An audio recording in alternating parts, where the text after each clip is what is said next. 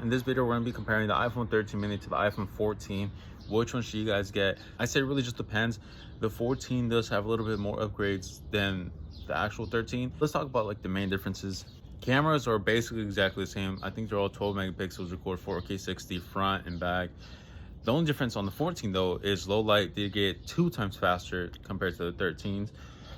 So the 13 mini, the regular 13, and I'd say it's maybe a tiny bit better than the 13 Pros, but besides that, it's basically the same thing. Oh yeah, one big difference that I think is a big difference is no SIM card trays on 14 and up.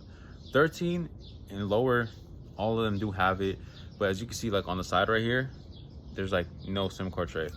Even this side, you check it, there's no SIM card tray.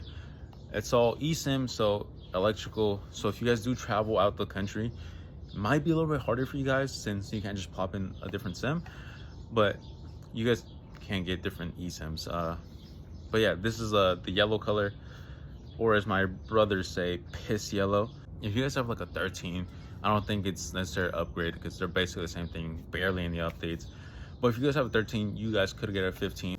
I think it just depends on what you guys want. Like I said, the features aren't too like different, so I think it just depends on the size that you guys want to get, and you can basically find these for the same amount of price, like around the 400 mark. Maybe the 13 you can get it for 300, the 13 mini I mean.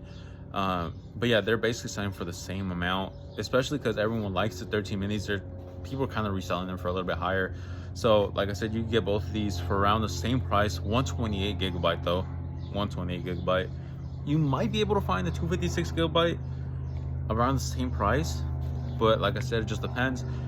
They both handle apps basically the same. Everything's basically the same besides like the camera and yeah, the eSIM thing. That's like the only main differences that I've noticed. Both of my phones are 512 gigabytes, so they're nice. I like them. I'm actually recording on another 14 right here and have a 13 that's 128 gigabytes, which I feel like it is kind of low. All my other phones are 1 terabyte for the 13 Pro, 512 on my Pro Max. This is 256 on the SE 3rd gen because I think that's like the highest one you could get. But yeah, which one should you guys get? It just depends basically on the size. A little bit better cameras on the 14. So if you have like a 11 or even the 12, honestly, you guys can upgrade to whichever one you want. But upgrading from a 13 to a 14, I don't think isn't that necessary unless like you want to trade with someone or your carrier maybe. But yeah, that's pretty much it. I'll see you guys next time. Let me know what you guys think. We're comparing a whole bunch of their phones. Honestly, I had a 15, I had a 11, I had a XS. I had a whole bunch of their phones, so I might make videos about that just to talk about them, because I was just using an iPhone 11 not too long ago. I still think it's a pretty good phone.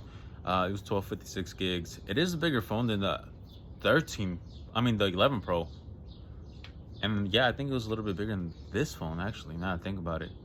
It was like a little bit wider. I think it was like 6.1 instead of 5.8 inches screen wise. But yeah, like, comment, subscribe. We're gonna talk about these things. All right, then bye.